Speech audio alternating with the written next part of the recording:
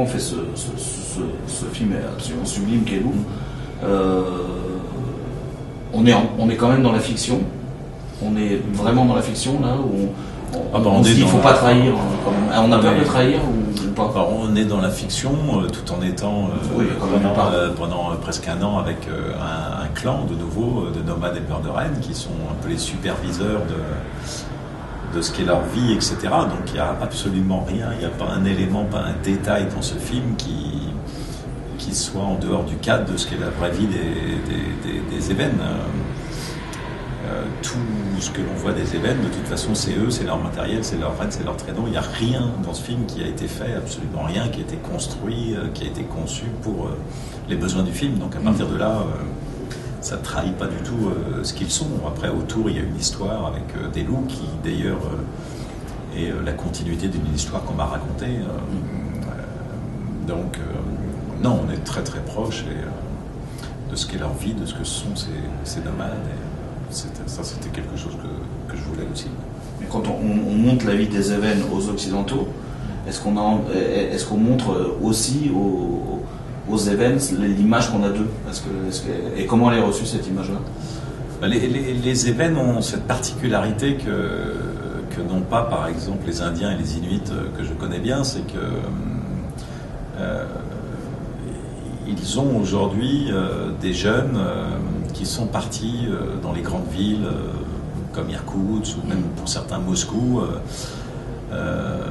par curiosité et assez étrangement parce que c'est assez rare dans ce type de population, on va dire, ces jeunes quittent ce qu'ils appellent la grande harde, quittent la harde et puis se retrouvent à Moscou, au mieux arrivent à trouver un petit boulot avec lequel ils louent un petit 12 mètres carrés, puis le matin ils se retrouvent dans le métro, et puis ils vont bosser, puis le soir dans le métro ils reviennent, ils sont dans leurs 12 mètres carrés, et puis ils étouffent, ils pensent plus qu'à une seule chose, c'est les grandes étendues, c'est l'école, c'est la montagne, c'est les loups, c'est la chasse, c'est la pêche, et un jour ils reviennent et c'est assez systématique. Et donc c'est assez intéressant parce qu'on a là des événements qui vivent sans argent. C'est un peuple qui n'a pas d'argent, qui vit toute leur richesse, c'est les rennes. C'est avec ça qu'ils voyagent, c'est avec ça qu'ils s'habillent, c'est avec ça qu'ils se déplacent, en ayant à l'intérieur des clans des jeunes qui se sont essayés à la ville et qui racontent ce que c'est que la ville aux jeunes et qui connaissent Internet et qui connaissent le portable et qui connaissent l'argent et qui connaissent tout ça, mais ils veulent plus en entendre parler. Les cinémas, le film, ils l'ont vu?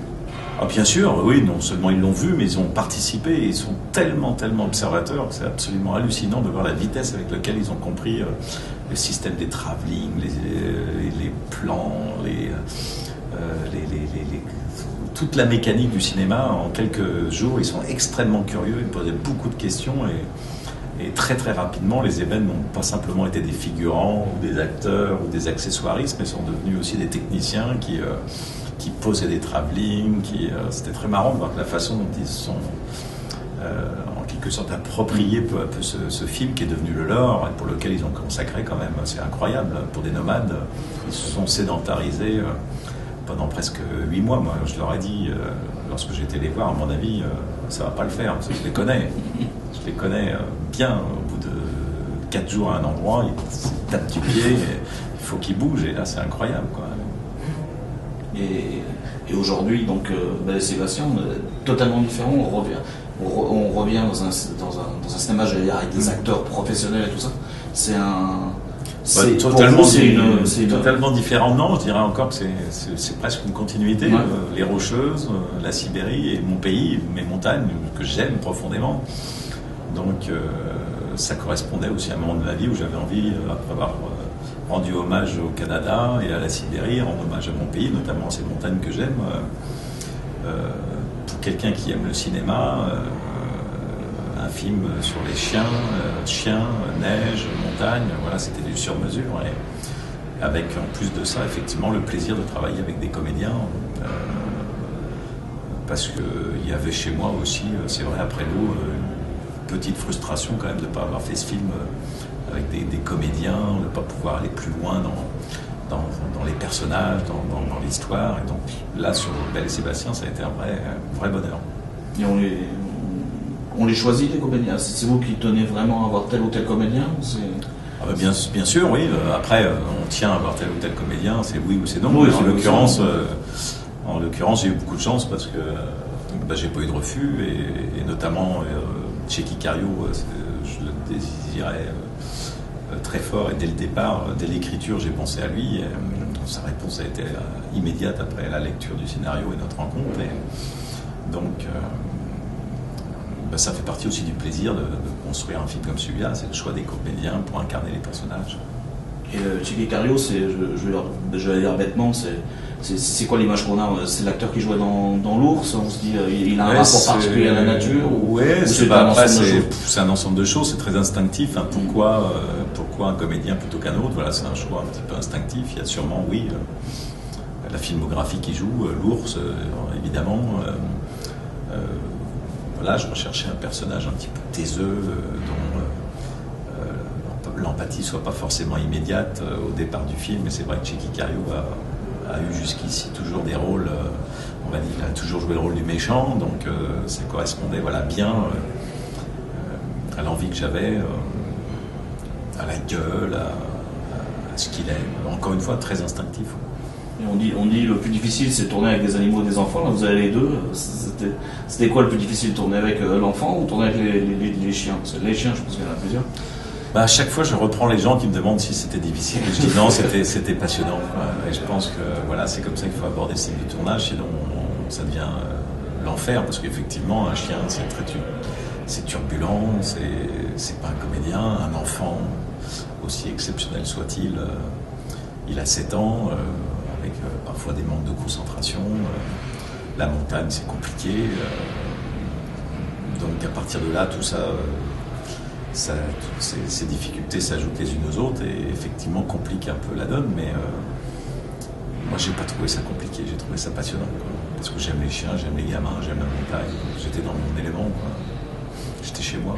Et est-ce que vous avez l'impression que vos travails précédents vous fait filmer la nature dans son intégralité de façon différente au sein des autres? Est-ce que à certains moments vous avez été en tant que spectateur de cinéma, en disant mais comment on peut filmer la nature aussi mal? Est-ce que vous qui la connaissez parfaitement, vous vouliez donner un message parce qu'elle est extrêmement présente, souvent largement plus présente que celle d'autres metteurs en scène, c'est juste un décor, quoi. Non, moi je voulais vraiment que la montagne soit un acteur principal du film.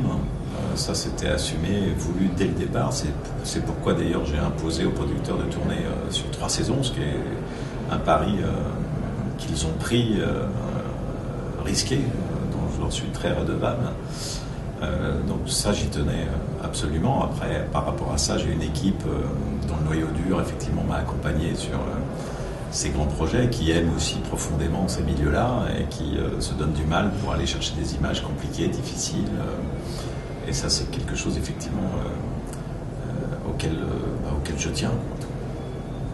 Et par rapport au Belle et Sébastien originel, le fait de se situer à une autre époque, de le situer pendant la Seconde Guerre mondiale, c'était une volonté de qui? De vous? D'autres personnes? Et pourquoi le situer justement là? Il y a plusieurs raisons. Effectivement, j'aurais pu faire comme Cécile Aubry et resituer cette histoire dans l'époque d'aujourd'hui, auquel cas j'aurais été tourné dans une station de ski avec des personnes en tenue technique fluorescente. C'est ce qu'on voit dans la montagne aujourd'hui. Inutile de vous dire que c'est pas ce qui m'intéresse.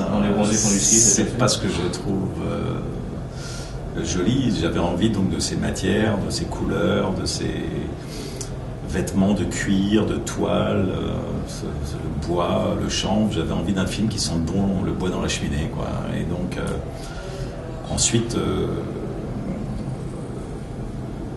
situer ça en 40 me permettait aussi de renouer avec, au point de vue dramaturgique, avec quelque chose qui était important dans la série, qui était cette histoire de contrebande. Donc là, c'est des clandestins, on est assez proche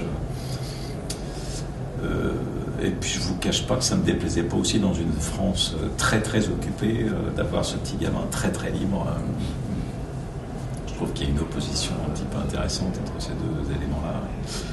Et puis aussi, il y a finalement beaucoup de choses, c'était rendre hommage aussi à ces gens de la montagne qui ont été quand même, faisant souvenir, des très grands résistants qui ont fait ça dans l'ombre. J'ai pu m'en rendre compte encore en Haute-Maurienne, parce que ce ne sont pas des gens qui recherchent de la lumière. Donc voilà, c'est un ensemble de raisons qui ont fait que j'ai choisi ça. Et d'avoir Mehdi dans le projet, de lui faire jouer un rôle et tout ça, c'était une façon de lier les choses par rapport au passé et par rapport à la première version. Déjà, j'imaginais et je me rends compte aujourd'hui combien c'était important que les gens avaient envie de revoir Mehdi, surtout bien évidemment une adaptation. Personnellement, ça m'était très important psychologiquement, je dirais, d'avoir Mehdi avec moi et à mes côtés pour raconter une histoire qui ne m'appartient pas, qui appartient à sa maman, qui lui appartient à lui aussi. Je n'aurais pas pu me lancer dans cette histoire-là en ayant contre moi, on va dire, Mehdi. Donc j'ai tenu, dès le début, avant même de commencer à écrire, à le rencontrer pour savoir si cette idée lui était sympathique ou non.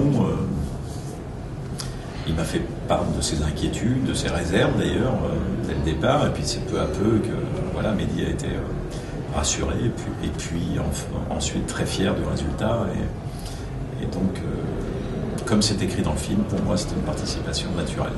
Et le fait que sa maman soit partie avant que le film soit, je veux dire, il n'est pas là, mais c'est une souffrance pour lui, ou c'est un hommage c'est pour ça que c'était pour lui à la fois très émouvant, et qu'il y avait une part d'inquiétude, parce qu'il ne voulait pas qu'on trahisse ce qui, à son sens, était l'atmosphère de la série. Et c'est en cela qu'il a été rassuré, et il trouve aujourd'hui qu'au contraire, alors que cette série se mourait dans les archives de la télévision française, c'est un bel hommage qui est rendu au travers de ce film à sa maman et à ce qu'elle a créé, imaginé il y a 50 ans. La suite, ça sera plus le reportage, ou on va creuser la fiction?